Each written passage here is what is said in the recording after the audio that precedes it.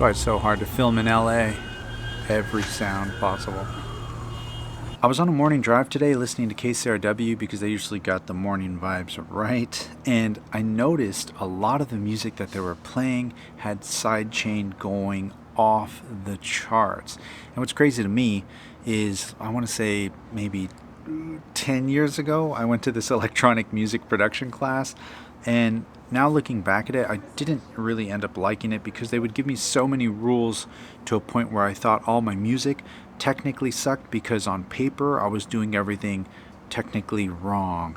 And the problem with learning rules is, even if you know what you like to hear, it always seems a bit taboo or wrong to like it if the rules say otherwise. And one rule or teaching that stuck with me was about sidechaining.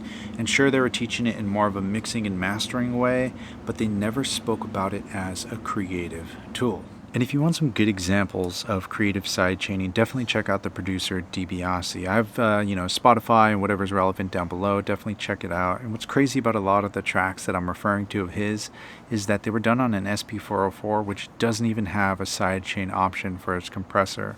But DIBIASE, being DIBIASE, will find a way to freak out any machine into doing whatever he wants it to do. And another really dope producer would be ASHETREJINKINS. Again, huge inspiration, got a lot of his links and whatnot, whatever's relevant down below. So what I try to use creative sidechaining for is to do the pumping effect, the typical thing you hear. I also use it for creating new rhythms, balancing out tracks, or simply just adding a bit more emphasis on a groove that might already be hidden within your music. So let's explore this a bit.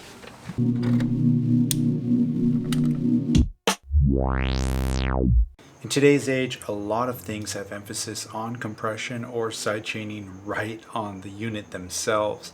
Some of my favorites would be Circuit, of course, having sidechain as a dedicated button for the two synth engines. It's a simplistic approach, but it allows for new users to explore the idea without getting too lost in the weeds. And its source is always connected to drum 1. Again, simple but effective one value approach. Here, let's take a listen. No sidechain.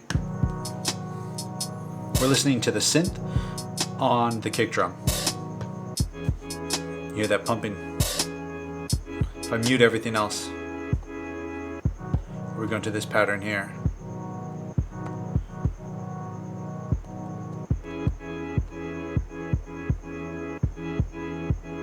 Right, you do heavy.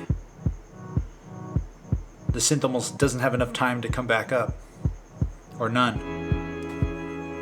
Just kind of helps glue it down a little bit,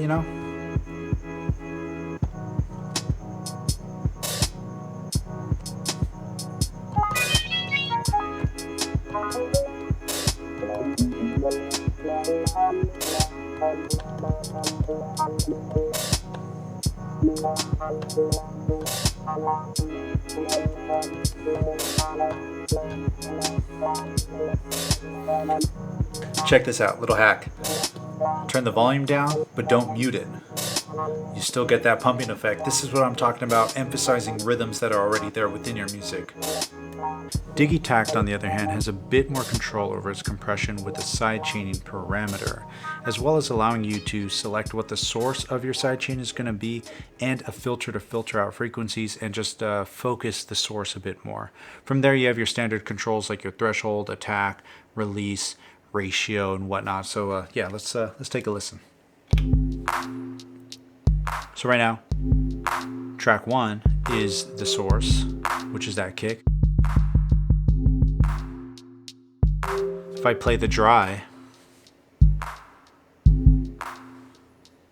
the life's gone. Of course, you can kind of play around with doing like a parallel mix, kind of have half and half. I personally just go hard in the paint, turn your threshold down a bit. And that's really good for showing how much compression is actually happening. So I mentioned the source a lot, and without wasting more of your time than I already have, what that basically means is which sound is going to be pushing another sound's volume down. So in this case, track 1 is pushing the master volume of everything down. It's the easiest way to think of it. That's not exactly what's happening, but yeah. And luckily, while talking about or thinking about talking about this topic, 2HP hollered at me and wanted to see if I wanted to check out their new comp module, which is this tiny compressor with a sidechain input, which is perfect for what we're talking about here. So let's head to the desk and check that out with my mess wannabe of a Eurorack case. All right, so this is the setup, my monstrosity of a case filled with leftovers and random modules that I keep picking up. For example, this drum mixer is really tight. I use this a lot. But the 2HP comp, this is what we're going to be talking about today. My one concern I have with 2HP modules, I have a couple of them. They don't fit in every case because they are so narrow, they are way deeper on the back end. And this one is surprisingly pretty good. It fits in my EnriqueMMusic Pico case, which is my most shallow case, and it also fits in the palette case by IntelliGel. So yeah, there's a pretty good chance that this one would fit for you. Some of the other ones don't, like the snare doesn't and whatnot, but I'm happy to report that this one does. For this setup, I got the Launchpad Pro, just doing MIDI data sequencing. That's going MIDI out into the mutant brain, giving me a ton of CV gate outs. Tracks 1, 2, and 4 are doing drum stuff, and then track 3 is going to be these two cables here, which is going to be more synthesizer stuff, which we'll get into later. But it's a really easy setup, really fast and fun to mess around with. So what I ended up doing was, for this patch, I took the mix out of the Squid sample and ran that through the comp, this little mini compressor here, which is the 2HP one. And from there, I just went into the mixer. Very simple. Then I molted the kick drum, which is the crater. And I sent its audio signal, not its trigger signal, but the audio signal into the key input. And that's just creating the sidechain effect. So if we play this back again, here, let me try and make this as easy to understand as possible. You can ignore these yellow ones for now. This is, we can jump on that later. That was a whole different thing. So if I press play here, my bad. That was 8. So right now there's no kick because I have it muted, but as soon as I bring in the kick, you can hear it's pushing all the other drum sounds down. To hear this even more, I can just take the kick volume out. And if I really start lowering the threshold, turn the release down, there's that pumping effect. What's cool is this mute is muting the trigger of the kick drum, not its audio. So if I mute this, it'll technically mute the sidechain as well. Bring it in. But the volume comes after that. So if I turn the volume up,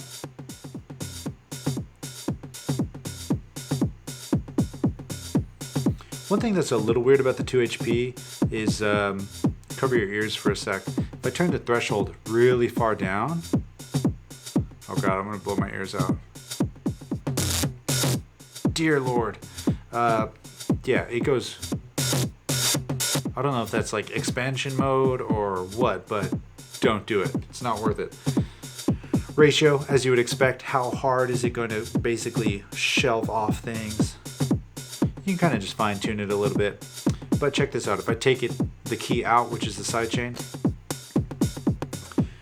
now all we're doing is sidechaining, or not sidechaining, we're just compressing the drums itself. So if I take the kick drum out, all we're listening to is just all the drums that you hear right now are just being compressed. And this, of course, is a crazy setting for that. And same thing, like if we were to take that same kick drum here and send it into the kick drum of the, you can hear it kind of squashes that up a bit.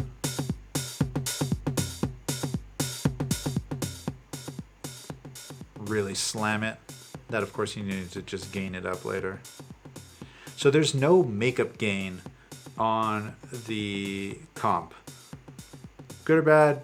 I mean, in Euro, you have a million ways to add gain to things, so I don't really mind it. And in a way, it kind of helps you understand what's actually going on. Okay, so enough. Let's go back to what we originally had. So I had the trigger of the crater, and this is going to be our kick drum, which is on this first pad here. And then all the rest of the drums are from the sample. Just, it was easier to do that. I did have the Chimera going, which sounds really good, but for the sake of this video, let's keep it easy. And yeah, you know, let's mess with this thing here. So this is new from IntelliGel. I still don't really know how it works at all.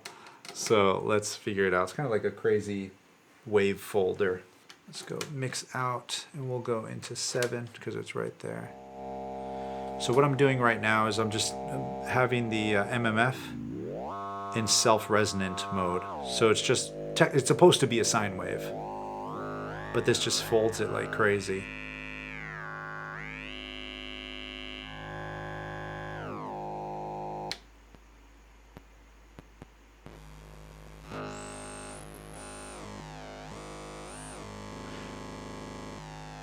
Yes, that's awesome. Okay, let's take that mix and we'll go into the sync Bacina low pass gate, out of sync Bacina into the compressor, and out of the compressor we will go into number 3. So 3 is going to be our synth, 1 is going to be our kick drum, 2 is going to be all the drums of the sample. Yeah. Cool. So then we still need the, where did my brain go? Oh, right, the sidechain from the kick to go into the compressor, which is going to be compressing this MMF. And that MMF is going to be pinged by this, and I believe that's on track 3. Ooh. So then I also have this, which is the CV note value of the Launchpad Pro, and I could use it. That sounds gnarly. Okay, yeah, you know what? Let's use it. And another thing I'm gonna do, I got the 2 cleps here, but I'm only gonna use 1. Let me molt the trigger of the synth sound into one of these cleps just to move it around a little bit. And then I'll take the bipolar out and go into the fold P. Did that do anything correctly? I still love the clep so much. Okay. All right. Where do I want to put these cables? Y'all can live right here. So I'm gonna go patterns, dun. We'll start with the kick, of course. No, you know what? We won't start with the kick. Let me clear all these patterns out. We're going to start with the synth sound. So pattern settings, 8 steps. Done. Let's do a little 6-step thing.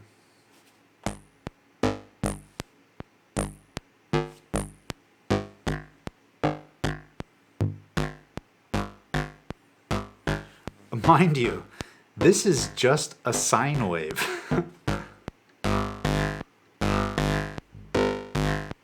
Where's the...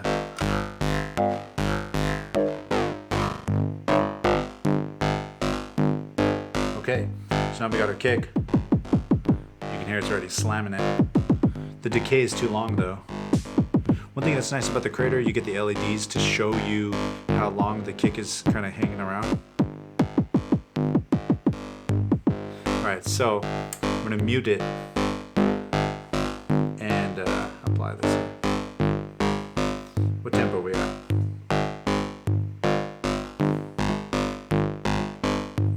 So now, yeah.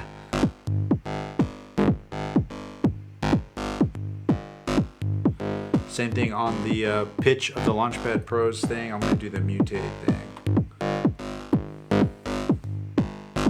I'm afraid to move any of these knobs. It sounds tight. So yeah, just you can really, again, if we were to mute the kick, you can hear how loud that is.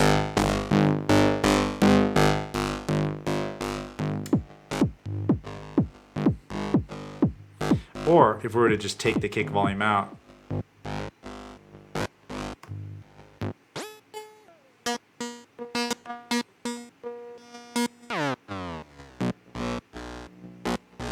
Oh, did I not even go into the volt per octave? Amateur hour over here.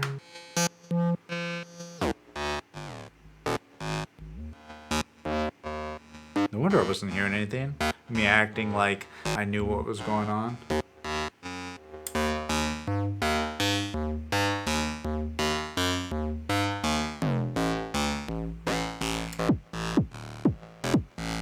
Yeah. So all these are just samples from this thing.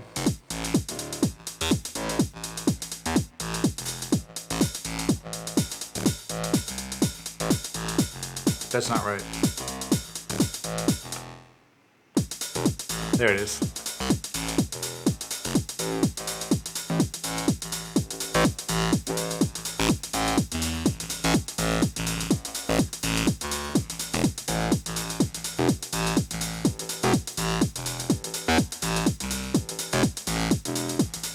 Another thing to note, there's no CV in on the comp. It's just the key in, which controls the sidechain. Another note, that sidechain, actually, let's do this. We'll take trigger 8. So now this pad is going to control the sidechain. And what's great about this is it still works off of just a trigger, like a CV gate, which is a very short thing. It doesn't necessarily need a full sound. Sure, you can get a smoother, more rounded pumping sound off of an actual audio signal, but it's cool that it works with just the trigger. I was afraid that it wouldn't, and this is actually, it's pretty nice because the release and the attack are slammed. So if I wanted to go to, let's say, track 1, pattern settings here.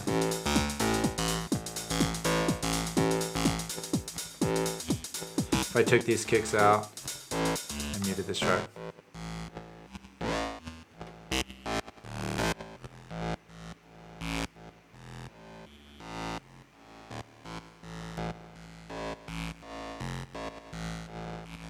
Bring that kick back in.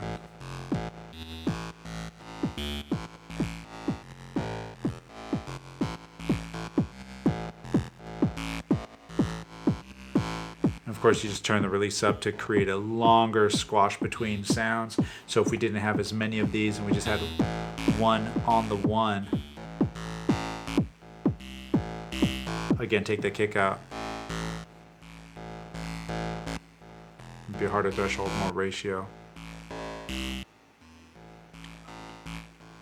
Attack, as you would expect, how long does it take to get into the full compression of the sound?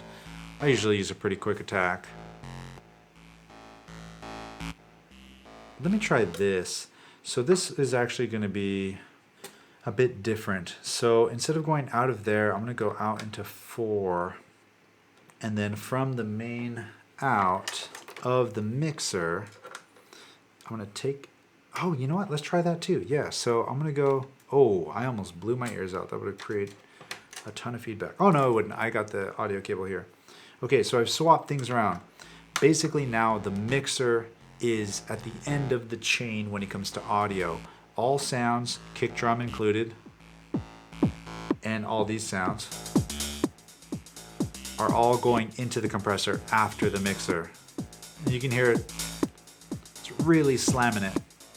If you wanted, you could just apply that to all of them, and you can do the same with the kick. So instead of using the trigger, we can just use the kick's audio signal, but then you want to turn up the attack a little bit. That way you still kind of get the transient of the kick.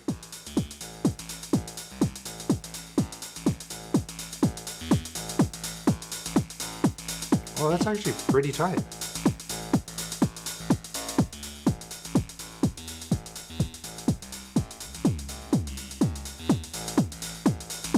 Right, so watch, no kick.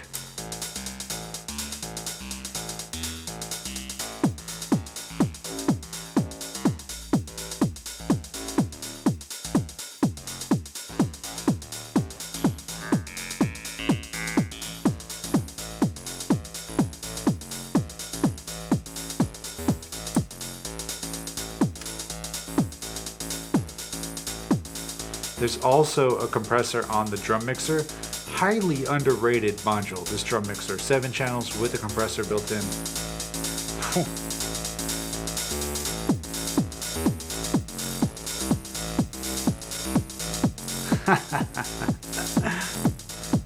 Just destroy the mix.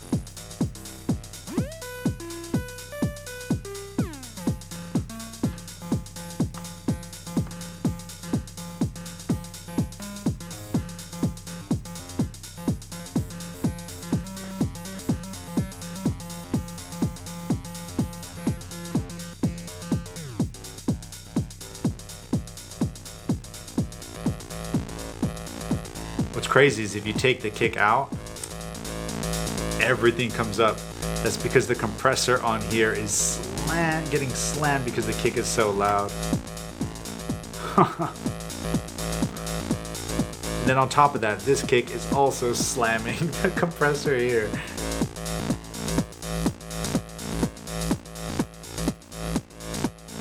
No kick.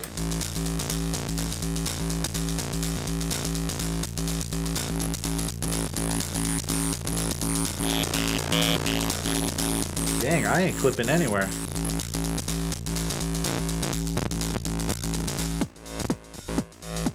Dude, it completely changes the texture of the sound.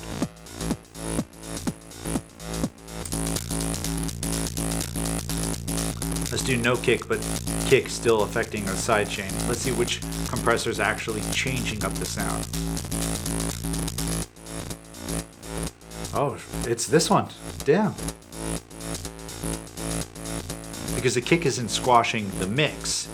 The kick is now just squashing the master mix.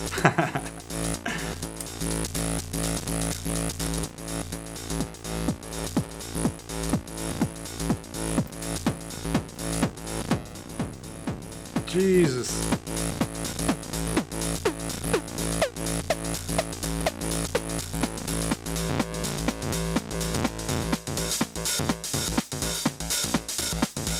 Dude, compressors are so much fun because you start changing one thing, new elements start kind of coming out. For example, let's move the attack around, change the release a bit, or the ratio, allow some things to breathe a bit more. Decay is really short, so we turn the decay up.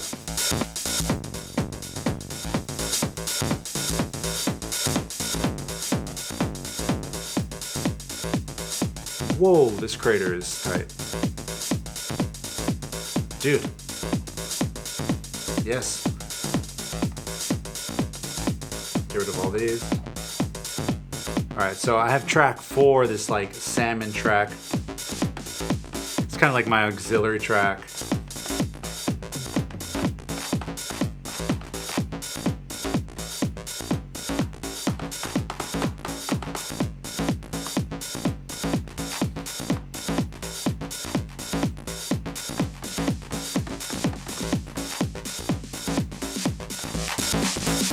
Dude, this is insanity.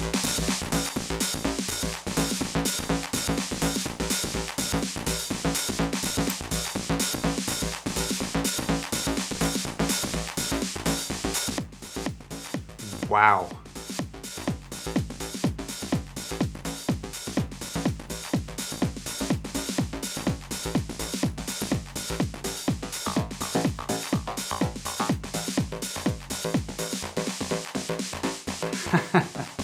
Alright, I'm gonna leave it here. Go mess around with some sidechain settings. You can do it in a DAW. The compressor in Ableton Live is good. I mean, everything has one. Even the editing software that I use to edit videos has a sidechain input. So, yeah, so go have some fun. It's always good to see you. Thanks for coming by. But you know the drill. Share the love, share the knowledge. Knowledge is power. Peace. Sorry, this thing's super hypnotizing.